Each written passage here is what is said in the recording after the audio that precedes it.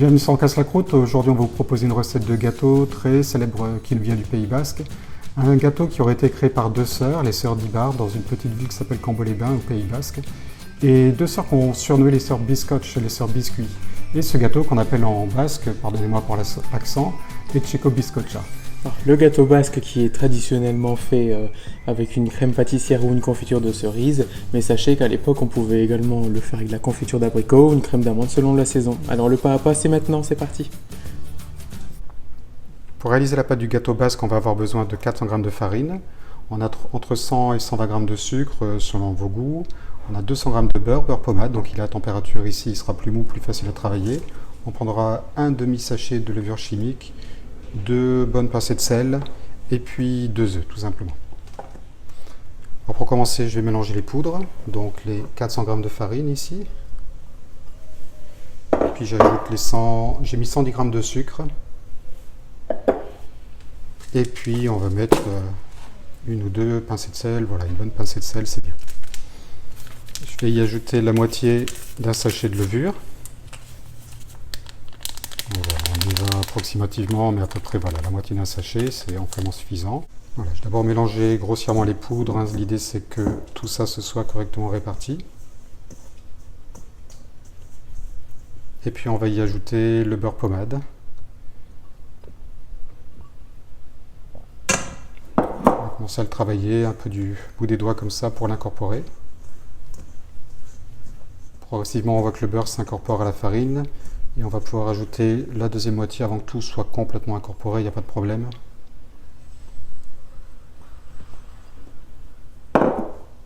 C'est une recette qui est agréable et qu'on aime beaucoup parce que bien que le gâteau basque soit justement quelque chose de très bon, très réussi, qui nous plaît beaucoup, ça reste une recette très simple. Une bonne manière de le travailler, c'est de le passer là entre les doigts comme ça ou aussi entre les mains, et on voit que le sable se forme tout seul.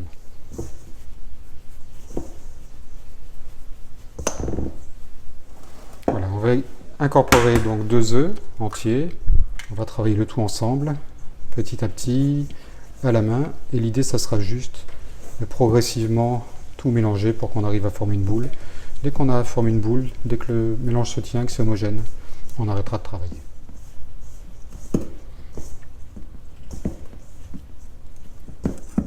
Voilà, on voit que là, petit à petit, sans faire trop de choses, le mélange devient un peu plus sec. Il est toujours collant, ça c'est tout à fait normal.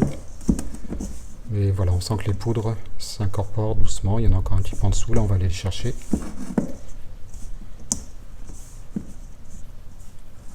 Voilà, une fois qu'on aura tout en dessous, on va arrêter de travailler la pâte, ça sera amplement suffisant. Normalement, je pense que là, ça va commencer à être bon, oui. Voilà, on arrête de travailler. Donc là, on va partager la pâte à peu près en deux. S'il y a une moitié légèrement plus grosse que l'autre, c'est pas grave, au contraire, puisque il y a une de ces deux moitiés qui sera le fond de tarte et l'autre qui viendra au-dessus. Donc on n'a pas besoin de la même taille tout à fait. Ici, on a préparé des feuilles de papier sulfurisé. Et puis ce qu'on va faire, c'est qu'on va prendre les deux moitiés, placer une des pâtes sur l'autre. Voilà, et puis on va commencer à les travailler entre deux feuilles de papier cuisson, tout simplement. Donc voilà, avec le papier, ça permet de moins coller. On va venir la travailler sur 3 mm d'épaisseur à peu près.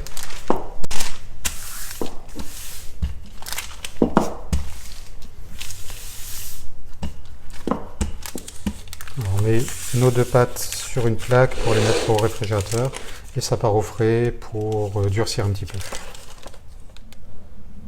Pour la crème pâtissière, on aura besoin de 5 jaunes d'œufs, 110 g de sucre et 10 g de sucre vanillé, et 20 g de farine et 20 g de fécule de pommes de terre, une pincée de sel, un peu de rhum et un demi-litre de lait. On commence par faire blanchir les œufs avec le sucre, une petite pincée de sel, hop, le sucre, et on fouette.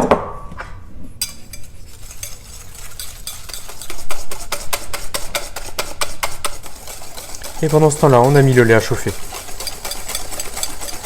Et maintenant, on ajoute notre mélange farine, fécule.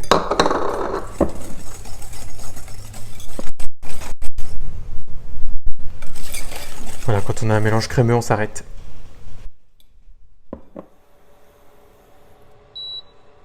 On va transvaser une partie de notre lait dans le mélange crémeux.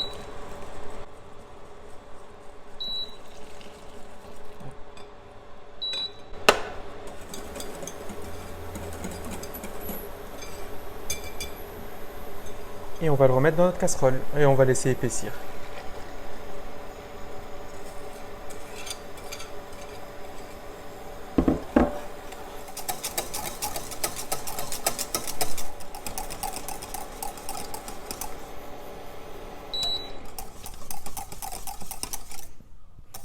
Et voilà, la crème est prête. On va ajouter un trait de rhum brun.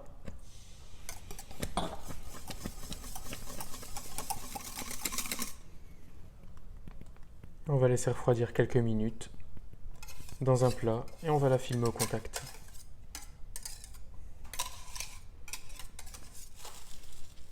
On a laissé bien refroidir la crème, donc maintenant on vient la défilmer et puis on la met dans un plat. Simplement, on va la battre quelques instants pour la rendre bien lisse. Donc voilà, au robot, c'est quand même beaucoup plus facile, mais évidemment on peut faire ça au fou à la main. Et une fois que c'est fait, on la met dans le fond de tarte, donc il faut que ce soit bien froid, hein, sinon la crème pâtissière pourrait faire un peu fondre la pâte. Donc voilà, on l'étale bien de manière homogène et puis on vient mettre le deuxième fond de tarte dessus. Donc n'ayez pas peur si les bords ne sont pas bien réguliers, vous allez voir que tout va rentrer dans l'ordre une fois qu'on aura mis une pâte sur l'autre. Donc on enlève le film, le papier, on tasse bien pour souder finalement les deux bords, hein, le fond de tarte et le dessus, et puis avec le rouleau comme ça on peut venir simplement écraser pour découper avec la forme du cercle. On débarrasse le surplus et puis on vient simplement nettoyer le bord pour être sûr qu'on a une tarte bien propre, un cercle bien propre.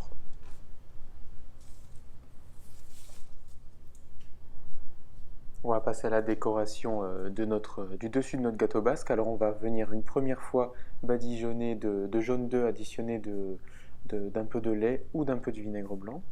On badigeonne généreusement toute la surface de ce disque de pâte. Un petit passage au frais, une dizaine de minutes, puis on vient faire des rainures avec une fourchette. On peut en fait répéter l'opération, c'est-à-dire qu'on peut mettre une première fois au frais, puis rebadigeonner un petit peu avec du jaune et du lait.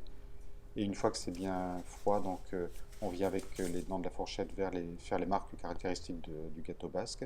On va faire après, vous allez voir, quelques cheminées. Dans les marques du gâteau, on aime bien le faire là, comme ça les cheminées un petit peu sont invisibles. C'est pour éviter que la pâte ne gonfle trop.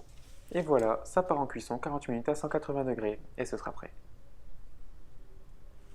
Il y a quelques temps, on vous a proposé l'autre version du gâteau basque, en tout cas une des autres versions, celle à la cerise noire, une version que nous on adore. Donc sachez que vous pouvez également la retrouver sur notre chaîne. Et on espère que vous aimerez tout autant la version à la crème pâtissière parce qu'elle est vraiment très très bonne. Alors on se retrouve très vite sur On casse la croûte, on s'abonne, on partage, on like. À bientôt.